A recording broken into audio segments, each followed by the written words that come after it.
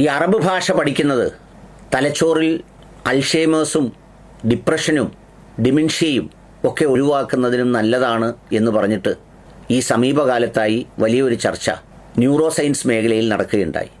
Arab ഭാഷ എന്ന് പറയുന്നതുകൊണ്ട് അത് മുസ്ലിങ്ങളുടെ മാത്രം സ്വന്തമായതാണ് എന്നൊന്നും വിചാരിക്കേണ്ട. ഞാൻ ഭാഷയെക്കുറിച്ചാണ് പറയുന്നത്.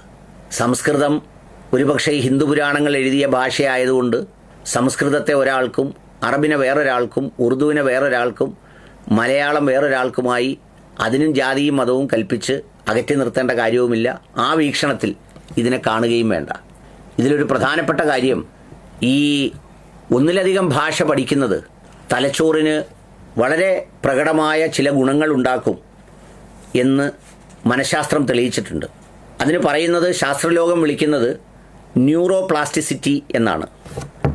ഈ ന്യൂറോ പ്ലാസ്റ്റിസിറ്റി അതുണ്ടായിത്തീരുന്നതോടുകൂടി നമ്മുടെ തലച്ചോറിൻ്റെ ഘടനയിൽ ചില മാറ്റങ്ങൾ ഉണ്ടാകുന്നു. അതുകൊണ്ടാണ് ഈ ബഹുഭാഷ പഠിക്കുന്നവർക്ക് വളരെ ഊർജ്ജസ്വലതയും ഈ പലതരത്തിലുള്ള മറവി രോഗമടക്കമുള്ളവയിൽ മോചനവും അല്ലെങ്കിൽ അത് കുറേ കൂടി വൈകുന്നതിനും ഒക്കെ കാരണമായി മാറുന്നു എന്ന് പറയപ്പെടുന്നത്. അതിലൊരു പ്രധാനപ്പെട്ട കാര്യം എന്ന് പറയുന്നത്, നമ്മുടെ വിവരങ്ങൾ വിശകലനം ചെയ്യുന്ന ഭാഗമാണ് നമ്മുടെ തലച്ചോറിലെ ഗ്രേ മാറ്റർ. ആ ഗ്രേ മാറ്ററിൽ ഭാഷകൾ പഠിക്കുമ്പോൾ ഹിപ്പോകാമ്പസ്, പരൈറ്റൽ കോർട്ടെക്സ് എന്നീ ഭാഗങ്ങളിലെ ഗ്രേ മാറ്ററിൻ്റെ ഡെൻസിറ്റി വളരെ കൂടുന്നതായി കാണുന്നുണ്ട്. തലച്ചോറിലെ വിവിധ ഭാഗങ്ങൾ തമ്മിൽ ബന്ധപ്പെടുത്തി ആശയങ്ങൾ കൈമാറുന്നതിന് സഹായിക്കുന്ന നാഡീഞരമ്പുകളുടെ പേരാണ് വൈറ്റ് മാറ്റർ എന്ന് പറയുന്നത്. ദ്വിഭാഷികൾക്ക് അല്ലെങ്കിൽ ഒന്നിലധികം ഭാഷ പഠിക്കുന്നവർക്ക് ഈ പറയുന്ന വൈറ്റ് മാറ്ററിൻ്റെ കാര്യക്ഷമതയും വർദ്ധിപ്പിക്കാൻ കഴിയുന്നു എന്ന് മാത്രമല്ല, കാര്യങ്ങളിൽ കൂടുതൽ ശ്രദ്ധിക്കാൻ, ഒരേ സമയം പല ജോലികൾ ചെയ്യാൻ, അതിനെയൊക്കെ നമ്മൾ സാധാരണ വിളിക്കുന്നത് എക്സിക്യൂട്ടീവ് ഫങ്ഷനിങ് എന്നാണ്. തലച്ചോറിൻ്റെ എക്സിക്യൂട്ടീവ് ഫങ്ഷനിങ്, മൾട്ടി ടാസ്കിംഗ് ഒക്കെ കാര്യക്ഷമമായി ഏറ്റെടുക്കാൻ ഒന്നിലധികം ഭാഷകൾ പഠിക്കുന്നതിലൂടെ സാധ്യമാകുന്നു എന്നാണ് ഈ നടത്തിയ സ്റ്റഡികളുടെ ഒരു ഭാഗം പറയുന്നത്.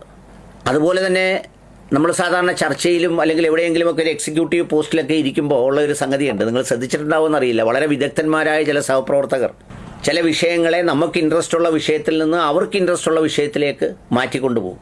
അതിൽ ഈ ദ്വിഭാഷകളൊക്കെ പഠിച്ചാൽ അങ്ങനെ ശ്രദ്ധ തിരിക്കൽ അത്ര എളുപ്പമുള്ള കാര്യമല്ല എന്നും നമ്മുടെ തലച്ചോറിൻ്റെ കോഗ്നിറ്റീവ് റിസർവ് ഭാഷാ പഠനത്തിലൂടെ കൂടുതൽ കരുത്തുറ്റതാക്കാനും കഴിയുമെന്ന് പറഞ്ഞിട്ടുണ്ട്. അതിൽ അൽഷൈമേഴ്സ്, ഡിമെൻഷ്യ അതുപോലെയുള്ള രോഗങ്ങൾ കുറഞ്ഞതൊരു 5-6 വർഷത്തേക്ക് വൈകിപ്പിക്കാൻ ഈ ബഹുഭാഷാ പഠനം സഹായിക്കും എന്നുള്ളതാണ് ആ ഭാഷാ പഠനവുമായി ബന്ധപ്പെട്ട ആ സ്റ്റഡിയിലെ ഒന്നാമത്തെ ഭാഗം. രണ്ടാമത്തെ ഭാഗം പഠനം നടത്തിയത് ജർമ്മനിയിലെ മാക്സ് പ്ലാങ്ക് ഇൻസ്റ്റിറ്റ്യൂട്ടും അതുപോലെ തന്നെ ഇസ്രയേലിലെ ഹൈഫ സർവകലാശാലയുമാണ് ഇതുമായി ബന്ധപ്പെട്ട പഠനങ്ങൾ നടത്തിയിട്ടുള്ളത്. അതിൽ അറബ് പഠിക്കുമ്പോഴുള്ള ചില പ്രത്യേകതകൾ പറയുന്നത്, ഭൂരിഭാഗം ഭാഷകളും നമ്മൾ പഠിക്കുമ്പോൾ സംസാരിക്കുമ്പോഴും തലച്ചോറിൻ്റെ ലെഫ്റ്റ് ഹെമിസ്ഫിയർ അഥവാ ഇടത്തെ ഭാഗമാണ് കൂടുതൽ പ്രവർത്തിക്കുന്നത്. എന്നാൽ അറബ് ഭാഷ പഠിക്കുമ്പോഴും വായിക്കുമ്പോഴും തലച്ചോറിൻ്റെ ഇരുഭാഗവും ബന്ധിപ്പിക്കുന്ന വൈറ്റ് മാറ്ററിലാണ് കൂടുതൽ ഡെവലപ്മെൻറ്റ് ഉണ്ടാകുന്നതെന്ന് ചില റെഫറൻസ് പോയിന്റുകൾ വെച്ച് ആ ഭാഷ പഠിച്ച് അനായാസമായി ഇപ്പോൾ ഹിഫ്ളൊക്കെ ചെയ്യില്ലേ, ഖുർആൻ മനഃപ്പാഠമാക്കി അത് ഓതുന്ന മനുഷ്യരുടെയൊക്കെ തലച്ചോറിൽ MRI സ്കാൻ നടത്തി കണ്ടെത്തിയ വിവരമാണ് അവർ പഠനത്തിലൂടെ പുറത്തുവിടുന്നത്.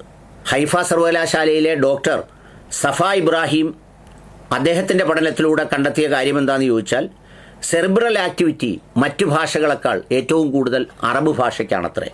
അതിൻ്റെ കാരണം എന്താണെന്ന് ചോദിച്ചാൽ, അറബ് ഭാഷയിലെ അക്ഷരങ്ങൾ, അതായത് വാക്കിൻ്റെ തുടക്കത്തിലും നടുവിലും ഒടുവിലും അക്ഷരങ്ങൾക്ക് വരുന്ന മാറ്റം, അത് തിരിച്ചറിയാൻ വിഷ്വൽ കോർട്ടെക്സ് ഒരുപാട് പ്രവർത്തിക്കേണ്ടി വരുന്നു തലച്ചോറിൽ. നമ്മൾ ബാക്കിയുള്ള ഭാഷ വായിക്കുന്നത് പോലെ 1-2 സംഗതികൾ കൊണ്ട്, ഇപ്പോൾ വിഭാഗം എന്ന് നമ്മൾ എഴുതിയാൽ അതിലെ 1-2 സംഗതികൾ കൊണ്ട് പോകൽ സാധ്യമല്ല.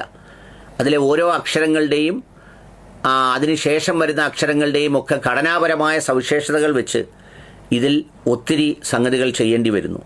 രണ്ടാമത്തത് ഡയക്രിറ്റിക്സ് എന്ന് പറയുന്ന ഒരു പ്രധാന സംഗതിയുണ്ട്.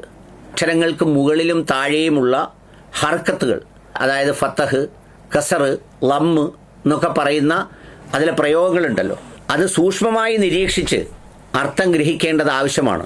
അതിന് പറയുന്നത് തലച്ചോറിന് നമ്മൾ സ്ക്വയർ പ്ലേ കളിക്കുന്നത് പോലെയുള്ളൊരു ഇമ്പാക്റ്റ് ആണത്രേ അറബ് ഭാഷ വായിക്കുമ്പോൾ തലച്ചോറിനുണ്ടാകുന്നത്.